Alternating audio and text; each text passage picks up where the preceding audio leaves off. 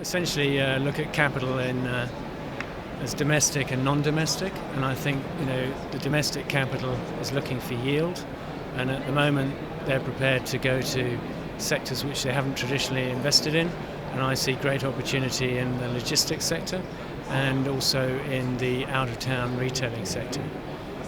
Non-domestic capital is building up and queuing up to get into Germany, and that tends to be at the top end of the property market, so looking at office towers, dominant big shopping centres, and if I had to pick between the two, I would go for retail rather than the offices. Offices are a bit more cyclical, and I think the retail is a more sustainable investment.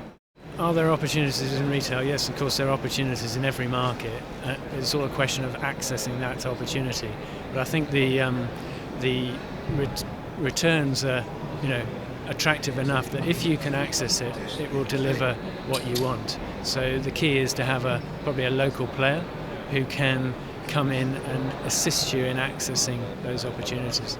We've been there for over 12 years in Frankfurt, and I would say that we are a local player because we're a third-party fund manager, but we now raise money from domestic investors, invest it via a German platform into the German real estate. So I'd say we've made it. We've achieved our aim. So we have all the contacts necessary to access those markets for international investors and guide them through all the intricacies of the German market.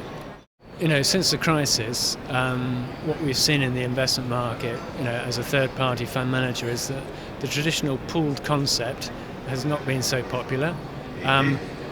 With the German capital, we have been successful in continuing to raise those funds.